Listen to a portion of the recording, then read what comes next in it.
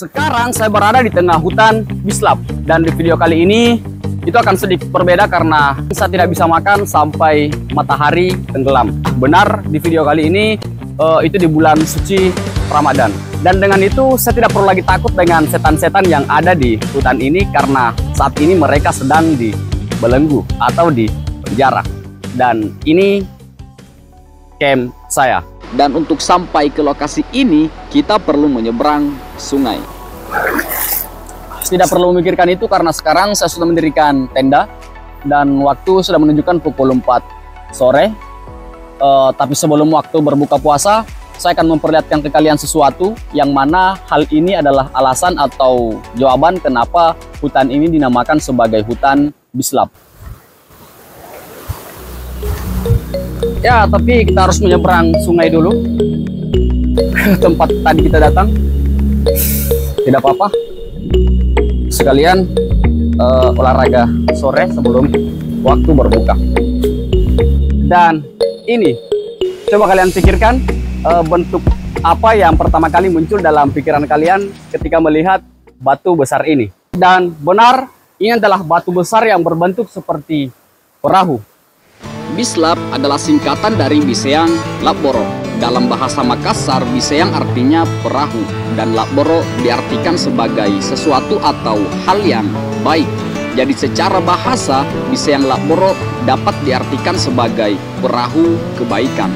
Hal yang unik adalah posisi batu ini yang berada tepat di bawah sungai, tempat air mengalir. Dan ini bukti bahwa air bah itu bisa sampai ke atas sini, bahkan menenggelamkan pagar-pagar ini, karena kalian bisa lihat ini hancur karena sebelumnya batu besar ini itu dikelilingi oleh pagar-pagar besi seperti ini, tapi ya seperti ini kondisinya, hancur, bahkan ada yang patah saking derasnya arus sungai yang lewat ke sini ketika datang air bah. Luar biasanya batu ini dengan bagian bawah yang seperti ini itu bisa bertahan selama puluhan bahkan ratusan tahun di tengah-tengah sungai ini. Oke, mungkin sekarang saya akan balik karena ini hujannya semakin lebat.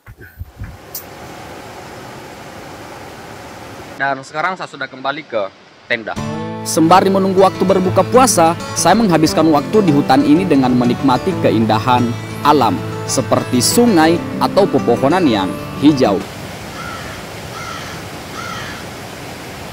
Jujur, ini tidak sama sekali membosankan.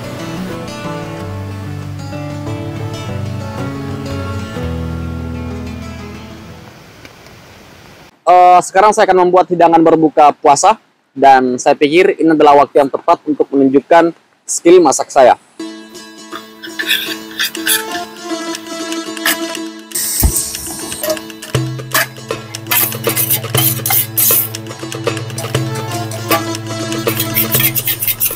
Sekarang sudah menunjukkan pukul 17.49, sekitar beberapa menit lagi memasuki waktu berbuka puasa. Dan di sini saya sudah masak. Untuk hasilnya saya akan perlihatkan sebentar karena sekarang saya akan turun ke sungai untuk berbuka puasa di sana. Percaya tidak percaya, inilah hasilnya.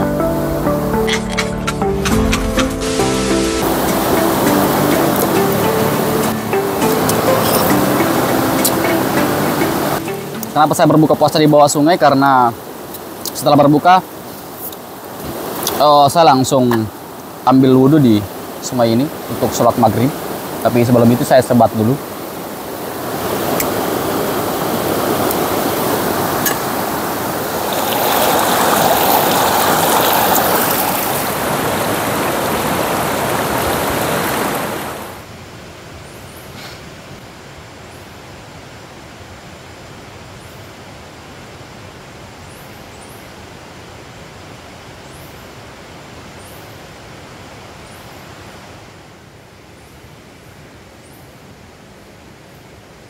Sekarang sudah pukul 21.23 atau setengah 10. Kalian bisa lihat di sebelah sini saya sedang masak nasi. Karena tadi saya berbuka dengan buatan saya, yaitu kue dadar dan jalangkote. Karena saya merasa kurang kenyang, jadi saya masak nasi. Sekalian saya masak nasi untuk makan sahur sebentar. Oke. Setelah masak dan makan, saya merapikan semua peralatan yang ada di depan tenda. Dan seperti biasa,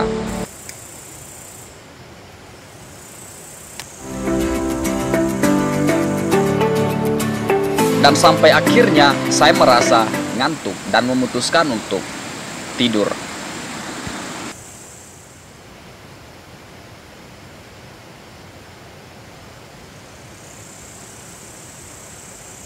Semoga saja alarm yang saya pasang di HP ini itu bisa membangunkan saya di pukul 3 untuk makan sahur. Oke, sampai jumpa di waktu sahur. Oke teman-teman, selamat pagi. Sekarang sudah menunjukkan pukul 2.51. Sekarang saya akan masak dan makan sahur untuk berpuasa besok. Setelah itu mungkin saya akan sedikit bersantai di depan tenda. Karena air saya habis, saya akan turun ke sungai untuk ambil air. Oke, untuk air saya taruh sini.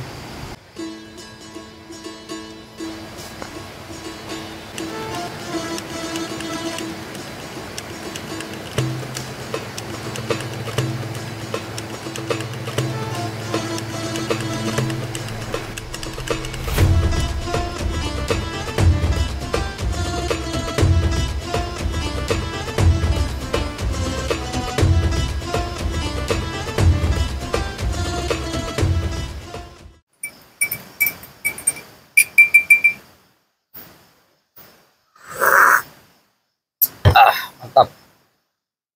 Sekarang sudah menunjukkan pukul 3.49. Sambil menunggu waktu imsak dan sholat subuh, saya akan bersantai sedikit di teras tenda ini.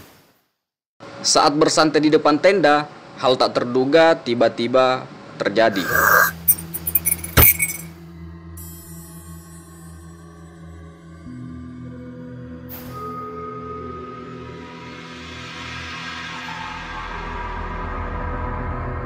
Sepertinya kita kedatangan tamu tak diundang.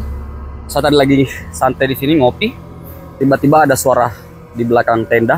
Suaranya itu seperti semacam suara tangisan, namun sekilas, tapi suaranya sangat-sangat jelas. Untuk lebih jelasnya saya akan ke belakang untuk mencari di mana sumber suara itu. Oke. Takutnya ada ular atau semacamnya yang mungkin berbahaya di sekitaran sini.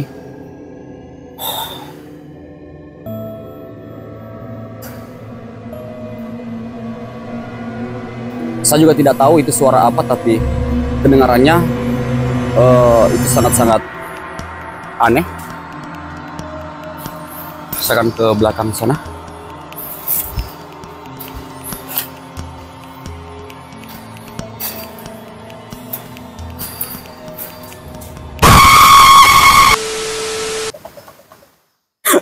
Oke, jadi seperti itulah kira-kira kalau saya mau membuat konten horor.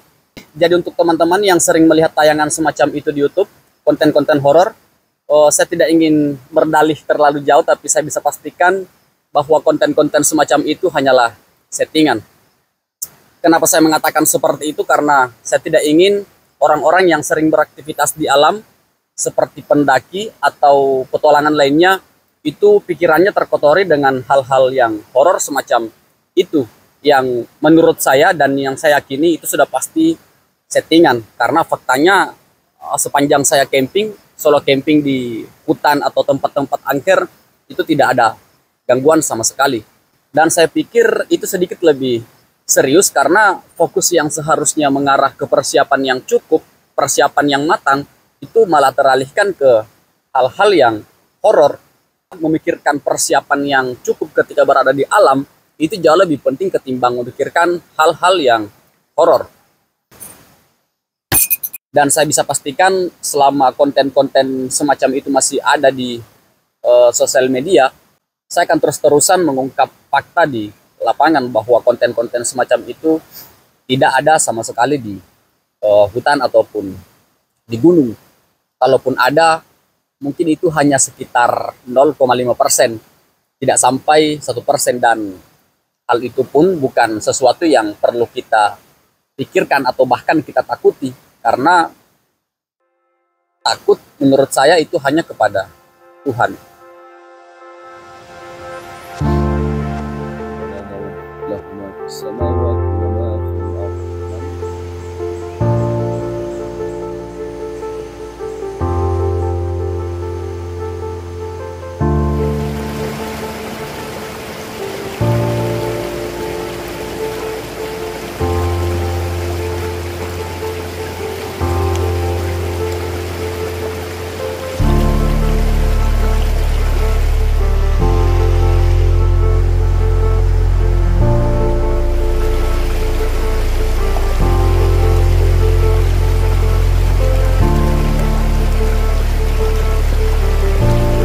Oke, untuk video kali ini cukup sampai di sini.